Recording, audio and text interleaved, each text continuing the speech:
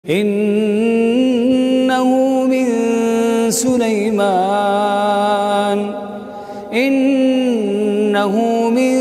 Sulaiman wa innahu bismillahirrahmanirrahim.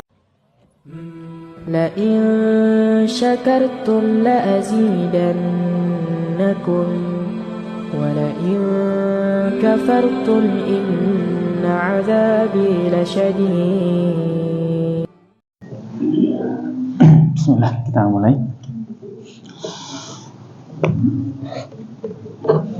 Assalamualaikum warahmatullahi wabarakatuh.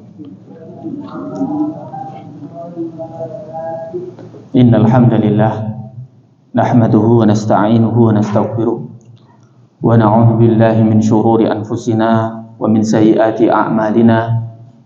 Man yahdihillahu fala mudilla lahu wa man yudlil fala hadiya lahu.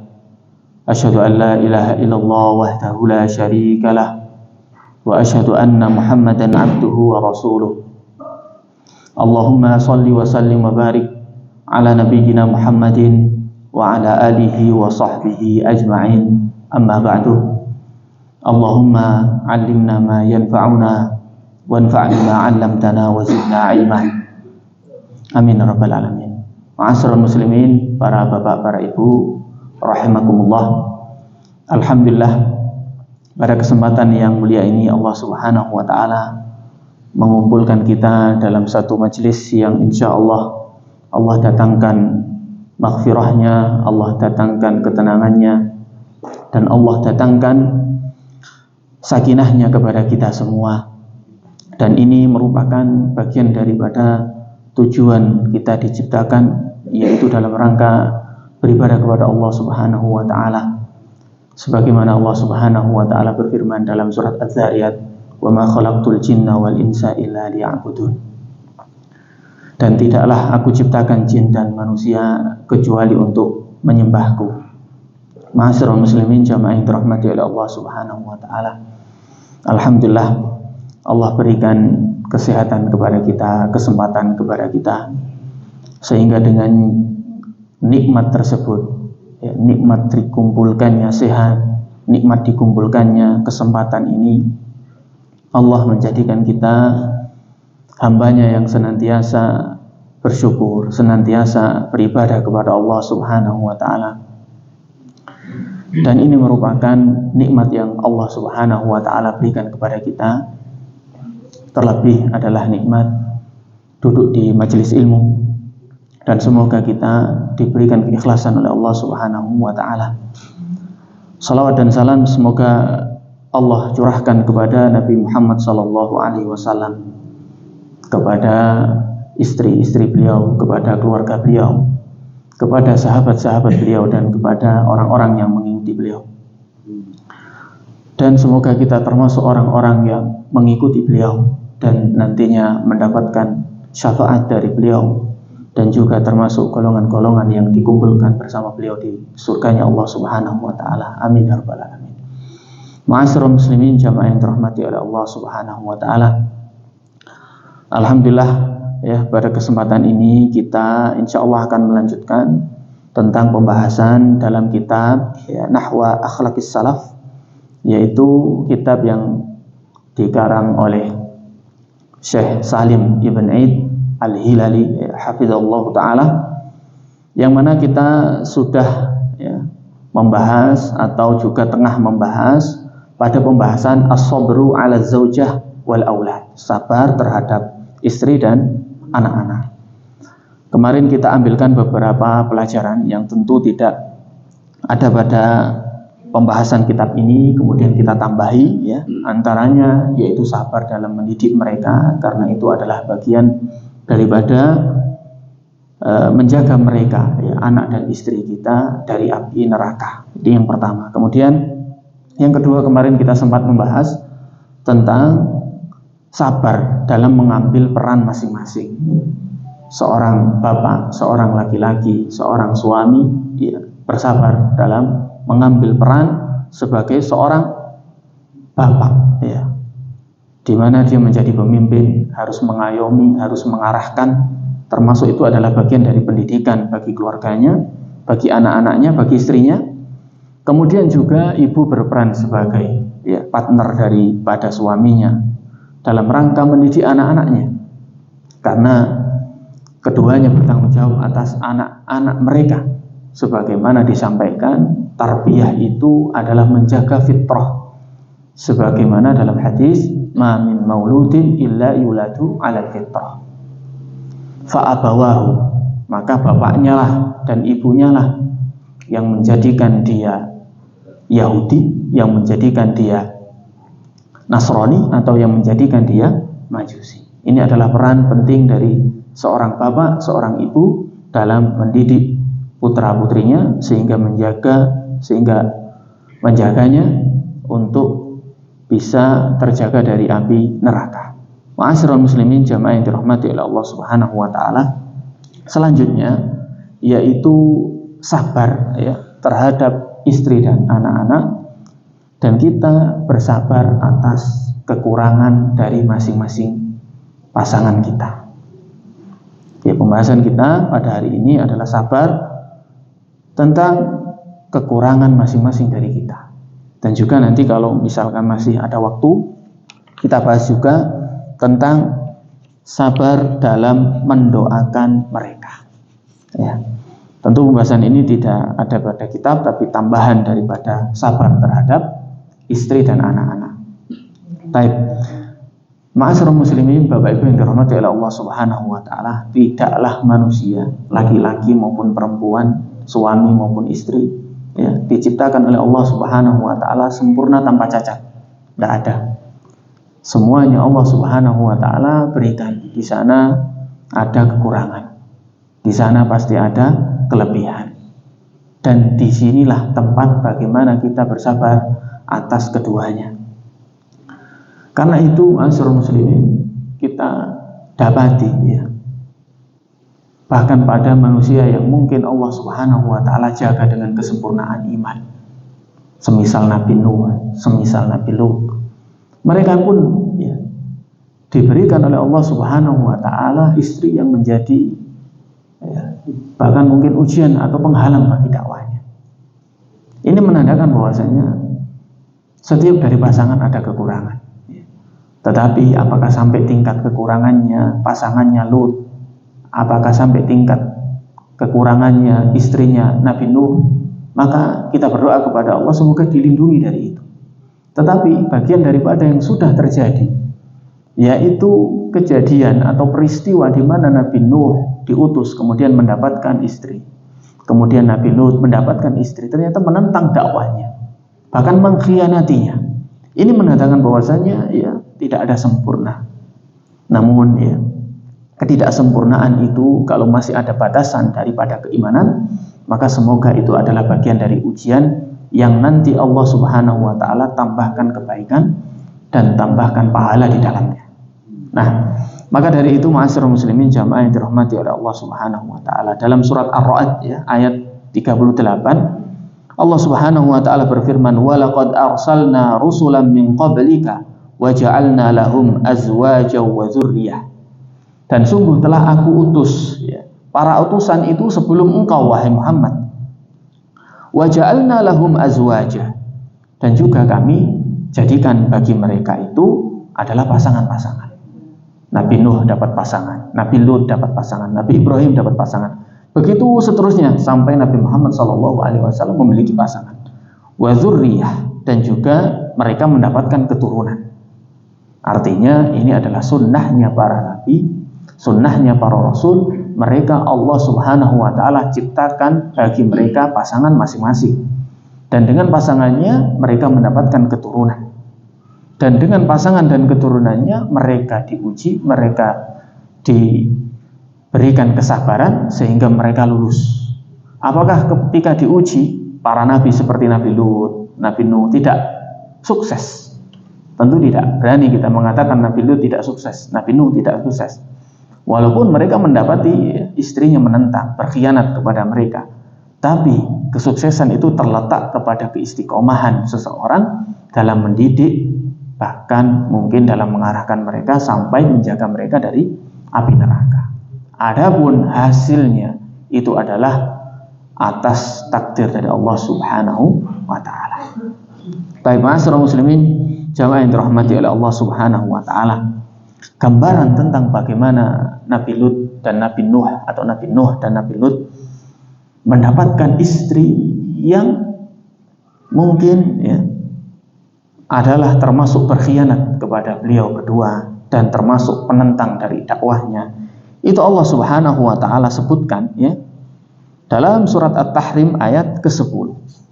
Di mana Allah Subhanahu wa taala berfirman, "Daraballahu mathalan lillazina kafaru imra'ata Nuhin wa imra'ata Lut."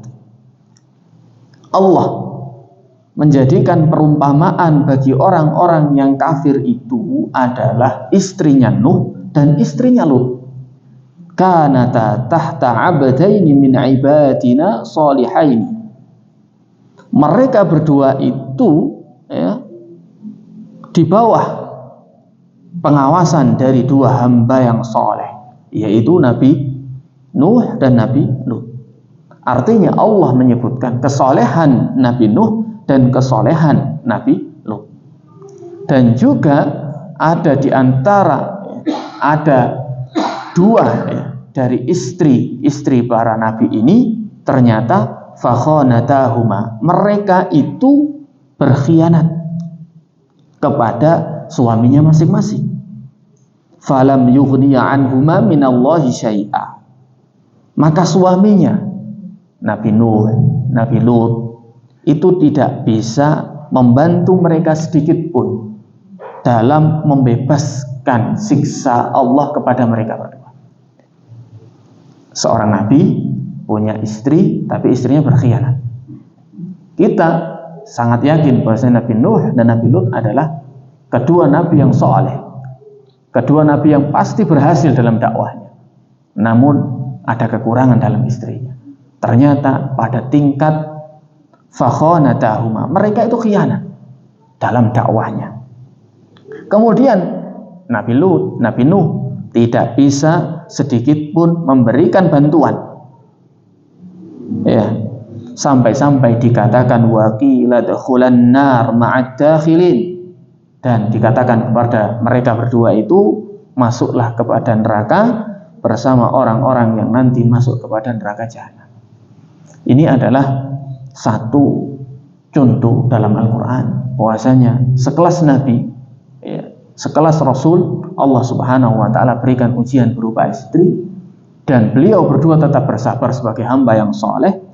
Namun ternyata istri beliau tentunya sudah didakwahi oleh Nabi Nuh, didakwahi oleh Nabi Lut, namun tidak menyebabkan mereka menerima dakwahnya Nabi Nuh, menerima dakwahnya Nabi Lut.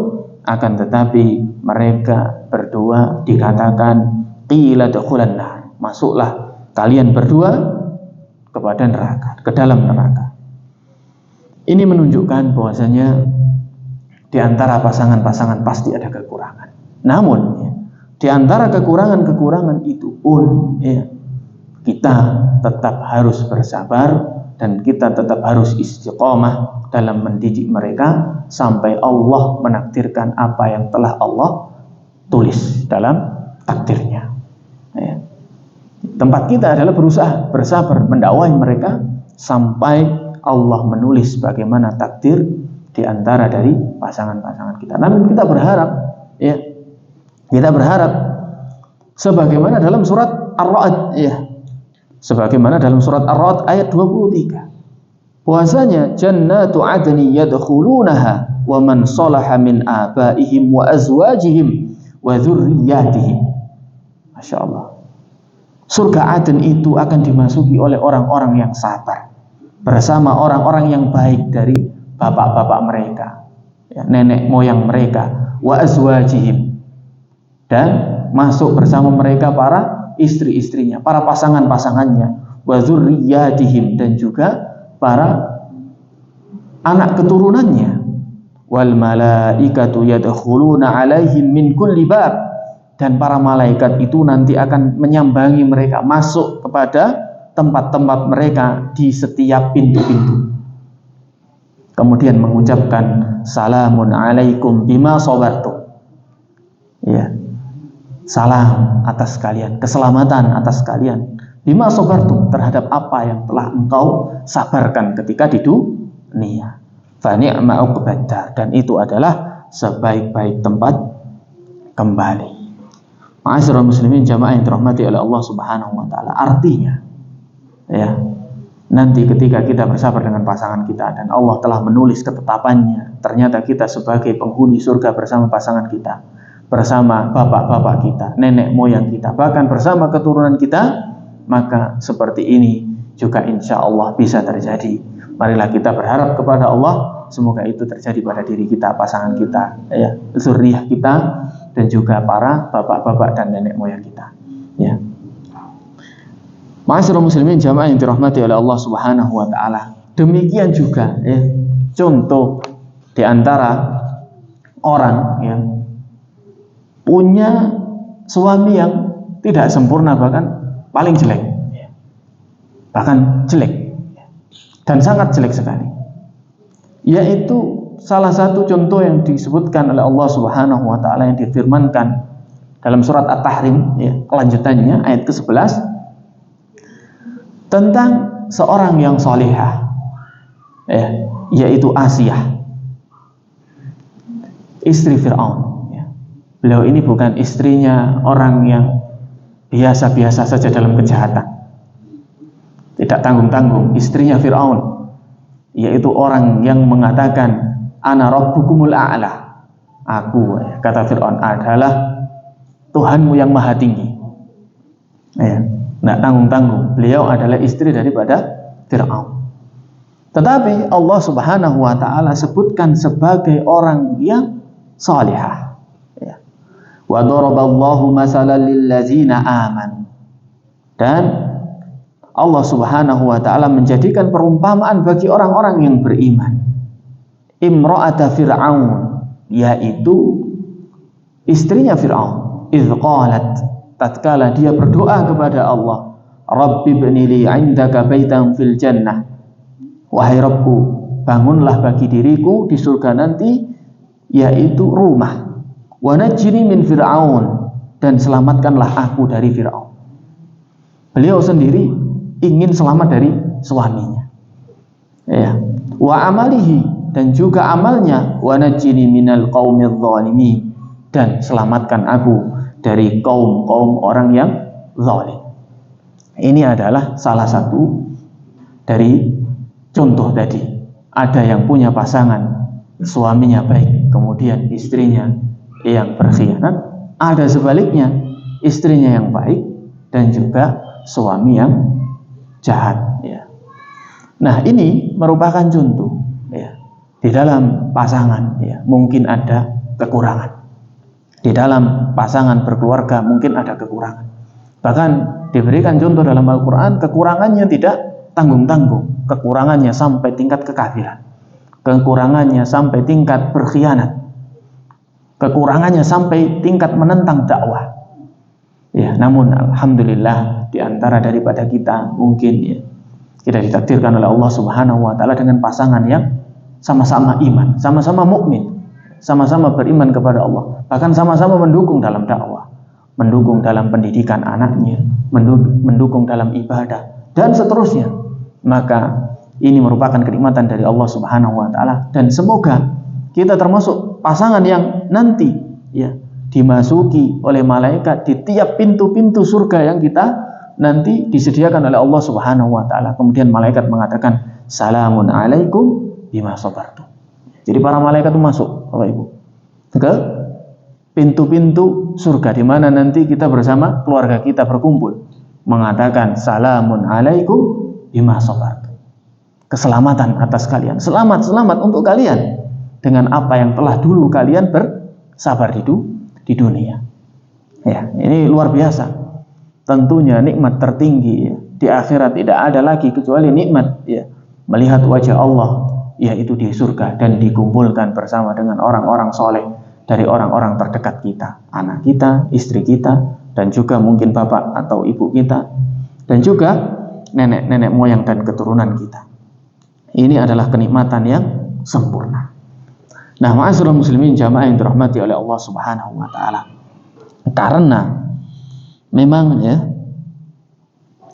di antara pasangan-pasangan kita adalah insya Allah bagian dari pasangan yang sama-sama beriman kepada Allah, maka Rasul Shallallahu Alaihi Wasallam menjadi sebuah patokan dalam bermuamalah kepada istri kita. Ya, sebagaimana ya kemarin disebutkan dalam surat An-Nisa, wa ashiruhunna bil ma'ruf. Ini adalah firman Allah dalam surat An-Nisa ayat 19.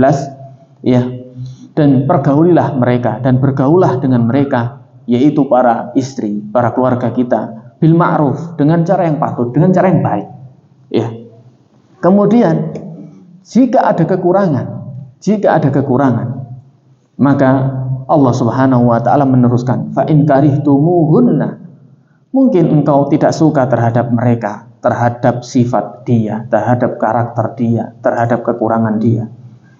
Maka Allah Subhanahu wa taala mengatakan, fa'asa an takrahu syai'aw wa yaj'alallahu fihi khairan katsira. Ya, mungkin ada sesuatu yang engkau enggak suka darinya. Semoga apa yang engkau tidak suka darinya itu Allah menjadikan di dalamnya adalah kebaikan yang sangat banyak.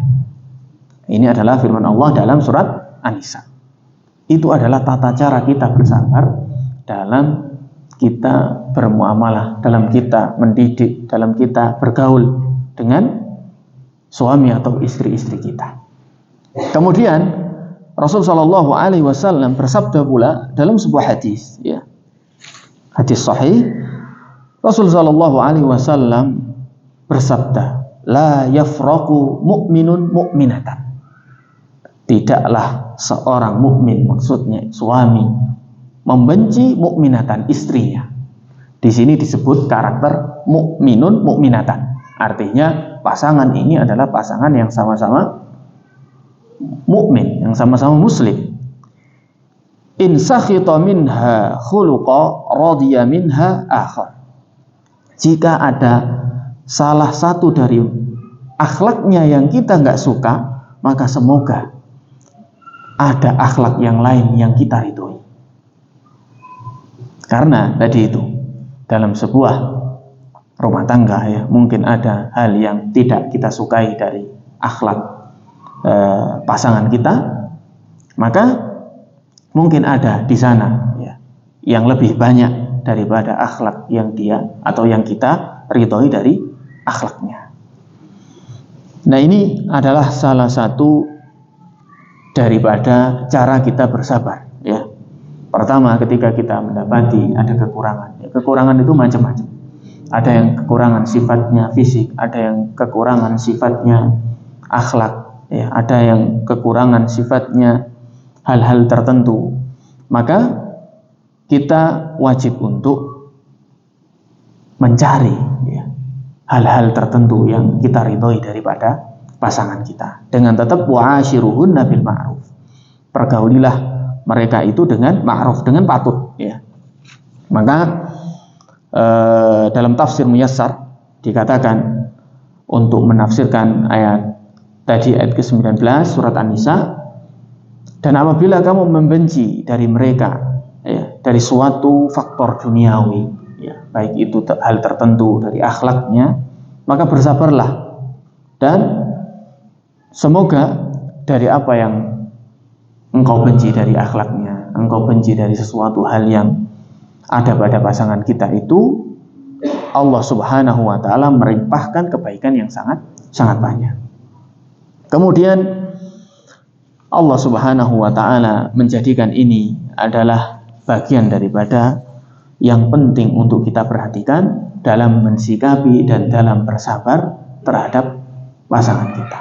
Ya, walhasil para ulama ya, berkomentar tentang ayat dan hadis tersebut, bahwasanya kita tidak boleh berlaku zalim terhadap pasangan kita, walaupun kita mendapati mungkin ada kekurangan di antara dari pasangan kita.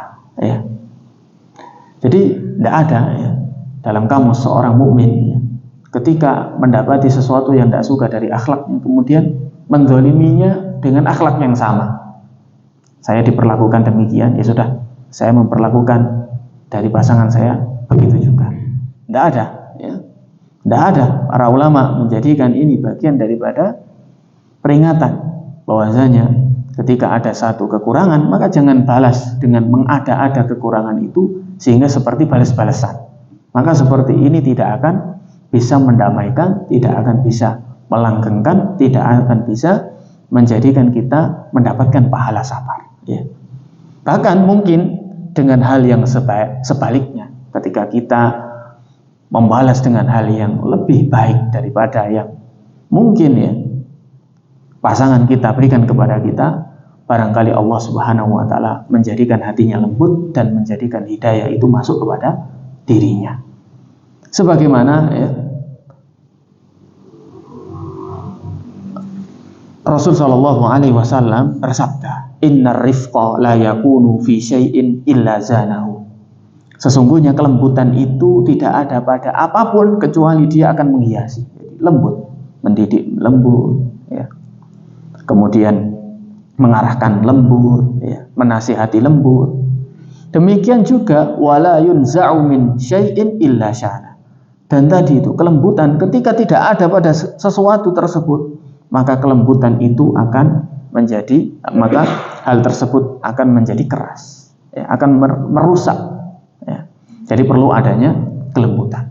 Ya. Tidak dibalas dengan kezaliman atau tidak dibalas dengan hal yang sama sebagaimana pasangan memperlakukan kita. Ini termasuk bagian daripada bersabar dengan kekurangan masing-masing. Ya. Bersabar dengan kekurangan masing-masing. Ma'asyiral muslimin jamaah yang dirahmati oleh Allah Subhanahu wa Ta'ala, para bapak, para ibu yang sama-sama semoga kita dirahmati oleh Allah Subhanahu wa Ta'ala. Ini perlu kita perhatikan ya, dalam rangka kita memasukkan hidayah kepada suami kita, memasukkan hidayah kepada istri kita, sehingga Allah Subhanahu wa Ta'ala takdirkan sebagaimana ya kemarin kita ceritakan, ada Fudail bin Iyad ya, mendapati anaknya nakal sekali sampai beliau berdoa kepada Allah, "Ya Allah, ya, aku telah capek dalam mendidik Ali, maka didiklah dia untukku." Ya. Tapi perasaan capek seperti ini bukan berarti putus asa, Ibu ya. Tetap ada rasa lembut, rasa mengalahkan, rasa lemah lembut dan seterusnya ya. Sehingga hidayah itu masuk, ya. Hidayah itu dengan kelembutan masuk kepada hati-hati pasangan kita ya. Amin ya rabbal alamin. Selanjutnya Bapak Ibu sekalian dirahmati oleh Allah Subhanahu wa Ta'ala. Ya, di antara bentuk sabar kepada pasangan dan anak istri kita adalah sabar dalam mendoakannya. Insyaallah ini sabar dalam mendoakan mereka adalah termasuk sabar yang dulu pernah dilakukan oleh para anbiya. Sebagaimana dulu ya, Nabi Zakaria bersabar atas doanya, Nabi Ibrahim sabar atas doanya. Dan sebagaimana dulu Allah telah mengabulkan doanya Nabi Musa, telah mengabulkan doanya Nabi Ibrahim, telah mengabulkan doanya Nabi Muhammad, insya Allah Allah akan mengabulkan doa kita juga. Maka dari itu kita perlu bersabar dengan doa, lebih-lebih adalah doa kepada keluarga kita. Kita tahu bahwasanya ya, doa itu adalah silahul mukmin. Senjatanya orang mukmin berdoa kepada Allah Subhanahu wa Ta'ala. Lebih-lebih doa orang tua kepada anak. Ini luar biasa Bapak Ibu. Doa orang tua kepada anak, doa bapak kepada anak, doa ibu kepada anak. Itu adalah doa yang mustajabah. Doa yang insya Allah diijabahi oleh Allah Subhanahu wa Ta'ala. Sebagaimana ya, dalam hadis Rasul sallallahu alaihi wasallam pernah bersabda, "Salasu da'watin mustajabatun la syakka fihinna." Ada 3 doa, itu doa yang sangat mustajabah, tidak diragukan di dalamnya. Apa itu? Yang pertama, dakwatul walid, dakwahnya atau doanya seorang bapak kepada anaknya, doanya ibu lebih-lebih kepada anaknya, itu doa yang mustajabah. Ibaratnya ya, tokcer ya, langsung diijabahi oleh Allah Subhanahu wa Ta'ala. Yang pertama, wa da'watul musafir, dan doanya orang yang berpergian. Ya, lebih-lebih berpergiannya di sini untuk dalam rangka ibadah, dalam rangka amal soleh, pasti diijabahi oleh Allah Subhanahu wa Ta'ala, insyaallah. Wa da'watul mazlum, dan dakwahnya atau doanya orang-orang yang terzalimi. Ini adalah 3 bentuk doa-doa yang mustajabah yang Allah Subhanahu wa taala janjikan akan diijabahi. Ya, bahkan dikatakan la syakka fihinna, tidak ada keraguan dalam 3 bentuk doa ini. Maka dari itu, ya, pesan ya, di antara doa bapak, doa ibu, karena memang doa ini adalah mustajabah dan perlu kita bersabar. Entah bersabar dengan isi doanya, ya ini yang paling penting. Jangan sampai kelewat kita mendoakan yang jelek-jelek. Waliyadzubillah, kepada pasangan kita, kepada anak-anak kita. Jangan sampai kelewat. Ini juga kita perlu bersabar, atau bersabar dalam rangka menunggu doa kita diijabahi. Bersabar tentang isi doanya penting. Yang pertama, bersabar tentang doa kita sampai diijabahi oleh Allah Subhanahu wa taala. Masya Allah, Bapak Ibu sekalian dirahmati oleh Allah Subhanahu wa taala. Ada salah satu cerita yang luar biasa yang menggambarkan betapa mustajabahnya doanya ibu. Mungkin panjenengan semua Bapak Ibu pernah mendengarkan kisahnya Juraij. Ya. Bahwasanya Rasul Shallallahu Alaihi Wasallam telah bersabda, telah menceritakan bagaimana Juraij ini didoakan oleh ibunya. Dan ini ditulis oleh Imam Al-Bukhari dalam kitabnya Adabul Mufrad. Ya. Ceritanya panjang sekali. Yang diantaranya berkaitan tentang doa seorang ibu kepada anaknya. Juraij ini adalah umat sebelum Nabi Muhammad SAW. Beliau ini luar biasa, ahli ibadah, senang ibadah, senang sholat. Bahkan dia mempunyai sebuah tempat peribadatan khusus, ya, yang terbuat dari kayu, gitu, khusus. Dan qadarullah, ya, tempat ibadahnya ini adalah di tengah-tengah mungkin penggembala kambing, penggembala sapi. Ya. Di tengah-tengah penggembala kambing, penggembala sapi. Satu ketika ibunya memanggil si Juraij ini dalam keadaan sholat.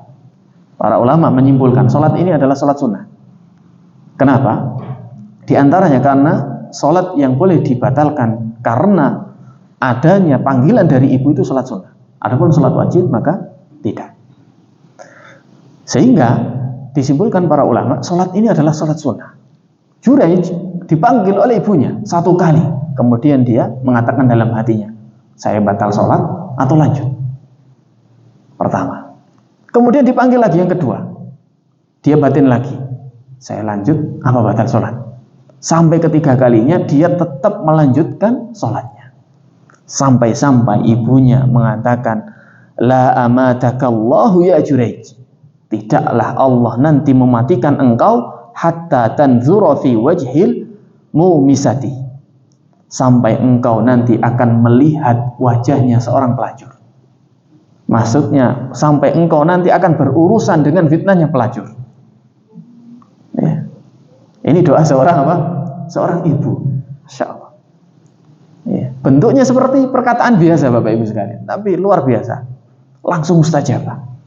Semoga Allah tidak mematikan engkau kecuali sampai engkau dihadapkan dengan fitnahnya seorang pelacur. Walhasil ternyata datanglah nanti seorang ibaratnya pemimpin di suatu daerah itu Bapak Ibu sekalian, membawa pelacur dan juga anaknya untuk menangkap si Juraij ini, karena si pelacur ini mengadu kepada pemimpin di daerah tersebut bahwasanya dia telah dizinai oleh Juraij sampai punya anak. Seorang Juraij akhirnya peribadahannya dihancurkan oleh seorang pemimpin di situ karena dia telah menzinai seorang pelacur sampai dia punya anak. Dan orang mestinya terkaget-kaget karena Juraij ini terkenal sebagai orang ahli ibadah. Ibaratnya itu tidak mungkinlah melakukan itu. Tapi ternyata ada orang perempuan mengaku seperti itu. Mengaku. Dengan mengaku punya anak dari Juraij. Walhasil tempatnya peribadahan tadi dibakar, dirobohkan dengan kapak sampai hancur, sampai benar-benar hancur. Kemudian Juraij ditangkap, kemudian Juraij dihadapkan atau dilewatkan dengan tangan terikat, di hadapan seorang pelacur itu dengan menggendong anak. Kemudian ditanya oleh si pemimpin tadi di suatu daerah, "Wahai Jurej, apakah engkau tahu dengan seorang wanita tersebut?" Jurej yang tidak tahu apa-apa mengaku, "Saya tidak kenal dengan wanita tersebut." "Engkau nggak kenal? Ajib." Nggak mungkin engkau nggak kenal. Kenapa? Itu adalah perempuan yang engkau zinai dan sekarang dia punya anak. Tunjukkan kepadaku perempuan tersebut dan tunjukkan aku anaknya. Kemudian ditunjukkan perempuan tersebut dan dia berkata, "Apakah engkau saya zinai? Apakah engkau akhirnya punya anak dariku?" Maka perempuan itu bisa berbohong, "Ya, engkau berzina, kemudian engkau punya anak dariku." Kemudian mana anakmu? Anaknya ditampilkan, disodorkan kepada Jurej. "Aku akan bertanya kepada anak ini." Ya, orang-orang takjub semua. Gimana anak kecil yang masih dalam gendongan ditanya, dan apakah dia bisa jawab? Kemudian ya, dengan takdir dari Allah Subhanahu wa taala, akhirnya Jurej tanya, "Siapa bapakmu?" Dan anak ini, Masya Allah, qaddar Allah, Masya Allah, Allah menjadikan anak ini berbicara. "Siapa bapakmu?" "Bapakku adalah pengembala sapi."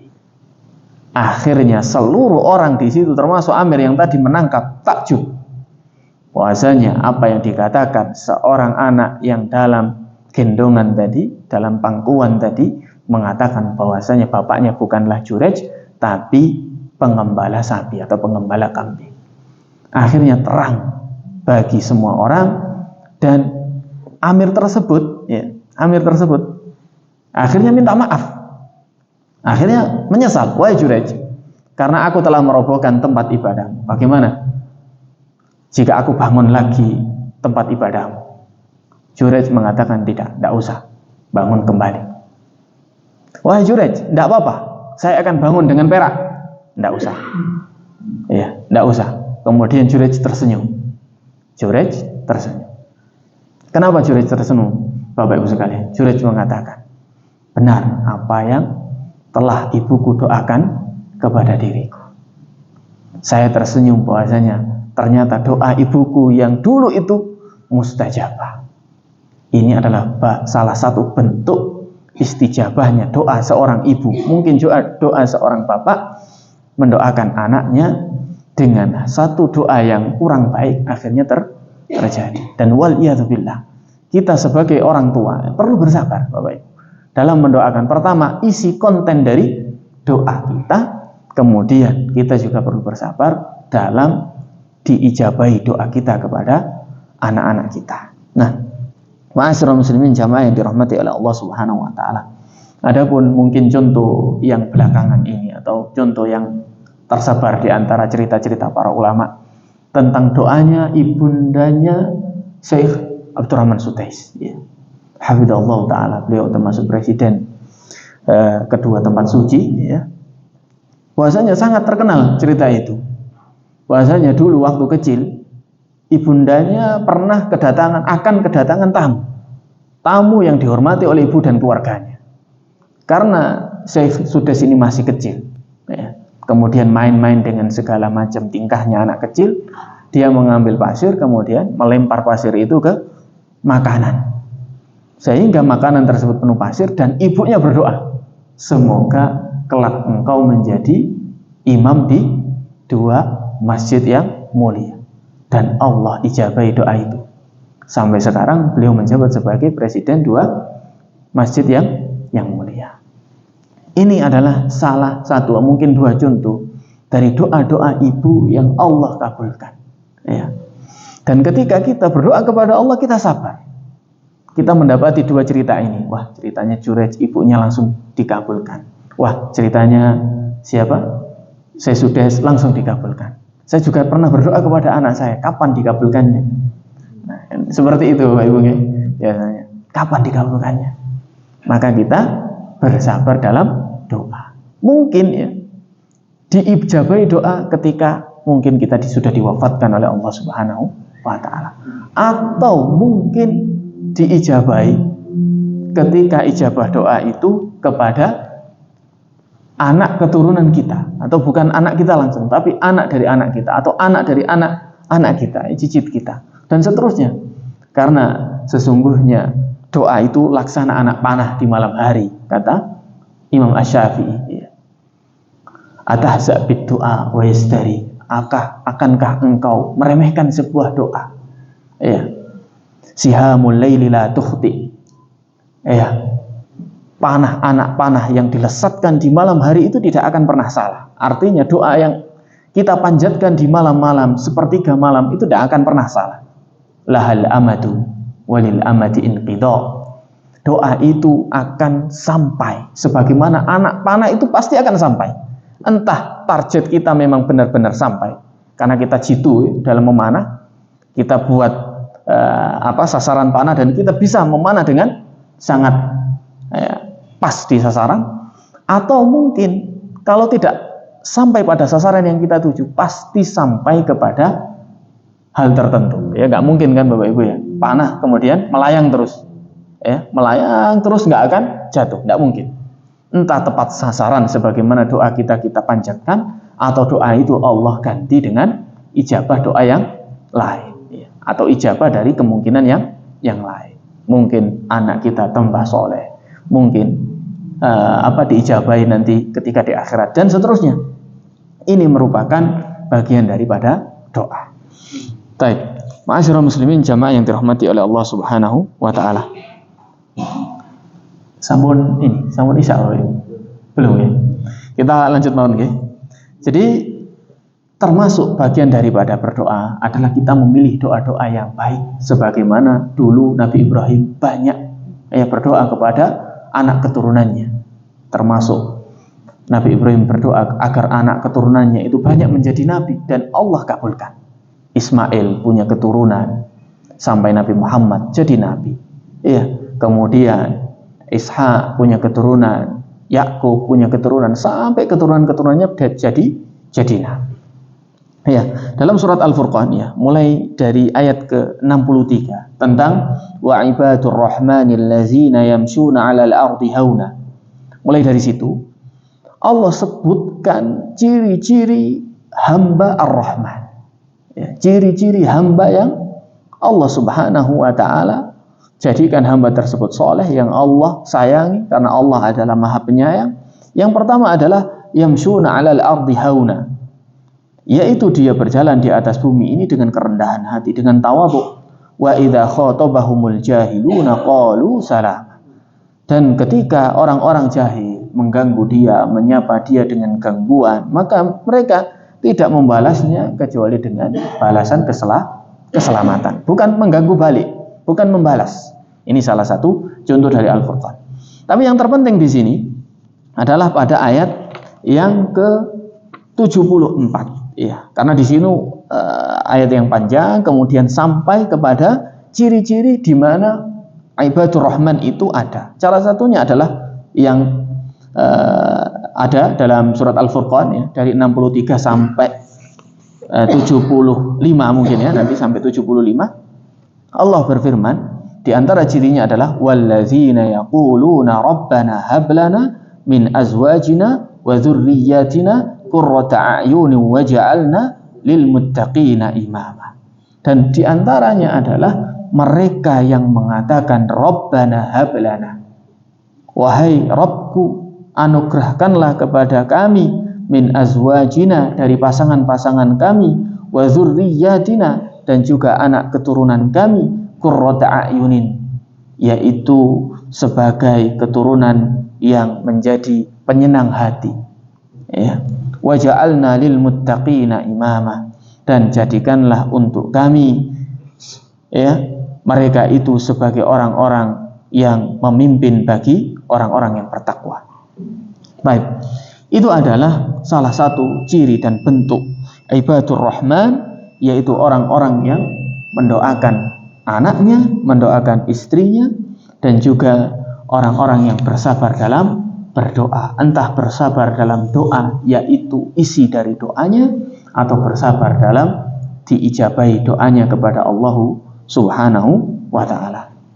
Ma'asyiral muslimin jamaah yang dirahmati oleh Allah Subhanahu wa ta'ala, Demikian adalah bentuk kesabaran dalam kita menghadapi bermuamalah, bergaul dengan istri kita dan anak-anak kita. Insya Allah di pertemuan yang akan datang kita akan membahas tentang as-sabru 'alal ikhwah fillah, atau as-sabru 'alal ukhuwah fillah, sabar di atas persaudaraan, di atas persaudaraan karena Allah Subhanahu wa ta'ala. Demikian Bapak Ibu yang bisa kami sampaikan. Semoga Allah Subhanahu wa ta'ala menambahi bagi kita pemahaman, menambahi bagi kita ilmu yang bermanfaat, sehingga kita bisa mengamalkannya dalam kehidupan sehari-hari. Wallahu ta'ala a'lam bishawab. Subhanakallahumma bihamdika asyhadu an la ilaha illa anta astaghfiruka wa atubu ilaik. Wassallallahu ala nabiyina Muhammadin wa ala alihi wa sahbihi ajmain. Assalamualaikum warahmatullahi wabarakatuh.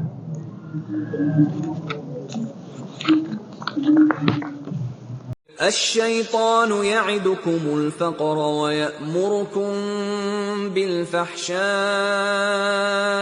والله يعدكم مغفرة منه وفضلا والله واسع عليم